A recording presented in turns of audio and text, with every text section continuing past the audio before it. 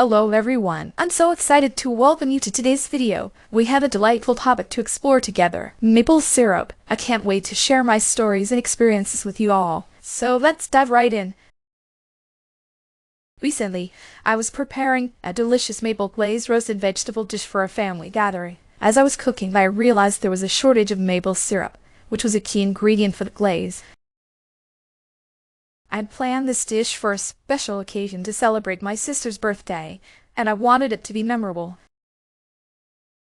Maple syrup is a sweet syrup made from the sap of sugar maple trees. It stands out for its rich flavor and versatility. In New York, we often use maple syrup in dishes like pancakes, waffles, and even in savory glazes for meats. Its popularity peaks during the spring season, when sap is harvested, and everyone looks forward to that sweet taste. When I faced the shortage, I got creative. Instead of just substituting with honey or agave, I decided to make a homemade maple syrup alternative using brown sugar and water, infused with vanilla and a hint of cinnamon. The dish turned out fantastic, and everyone loved the unique twist. It was a hit at the gathering. That sounds amazing, Chloe. I love how you turned a challenge into an opportunity for creativity. What inspired you to use brown sugar as a base for your alternative syrup? Thank you, Sarah. I thought brown sugar would give a nice depth of flavor similar to maple syrup, and it worked beautifully. I'm impressed by your resourcefulness. Chloe, did you find that the texture of your alternative syrup matched that of maple syrup?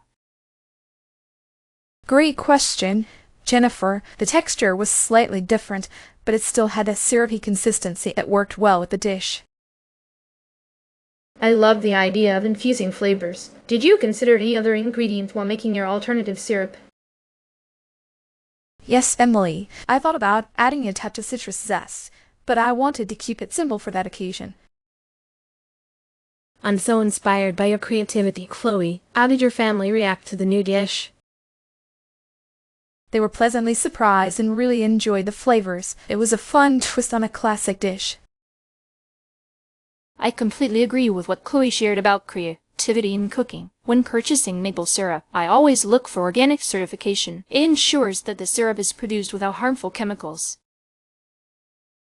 In Texas, I often buy it for my homemade granola, especially during the fall when I make pumpkin spice granola. It's essential to check for organic labels to ensure quality.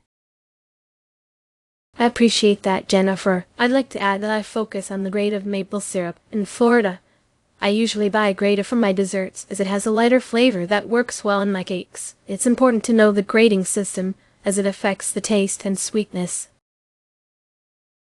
I love both of your points. I think about the source of the syrup too. Supporting local producers is vital for sustainability. In Washington, I buy from local farms for my baking. It's special to know where my ingredients come from. It enhances the flavor of my treats. Absolutely, Emily. I also consider the packaging. I prefer glass bottles over plastic as they are more eco-friendly. In California, I use maple syrup in my salad dressings, and I want to ensure I'm making a sustainable choice. Those are all fantastic points. I'd like to add that I look for flavor profiles. In New York, I often choose darker syrups for savory dishes as they provide a richer taste. It's essential to experiment with different flavors to find what works best for your recipes. While maple syrup is delicious, I often use agave syrup as an alternative in my food truck. It has a similar sweetness but is lighter in flavor. I found that it works well in my tropical fruit salads, especially during the summer in Florida. That's interesting, Maya. I sometimes use honey as an alternative in my cooking. It has a distinct flavor that adds depth to my dishes. In Texas, I love using honey in my barbecue sauces, but it doesn't quite match the unique taste of maple syrup. I appreciate both of your suggestions. I often use brown rice syrup in my baking. It has a mild sweetness and is great for my vegan recipes. However, it lacks the rich flavor that maple syrup brings to my cookies. I love hearing about these alternatives. I sometimes use date syrup in my smoothies. It's naturally sweet and packed with nutrients, but it doesn't have that same maple essence that I adore in my breakfast dishes. Those are all great alternatives. Each has its unique qualities, but maple syrup truly has a special place in our hearts and kitchens. Wow, what an inspiring discussion we've had today. We've explored everything from the creative ways to handle a maple syrup shortage to the importance of sourcing quality syrup. Sarah shared about organic certification, Jennifer discussed the grading system, Emily emphasized local sourcing, and Maya highlighted the importance of flavor profiles. I'm so grateful for all your contributions. Your ideas are truly creative and inspiring.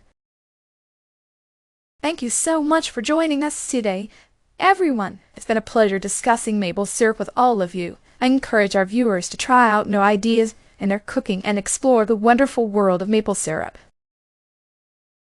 Until next time, take care and happy cooking.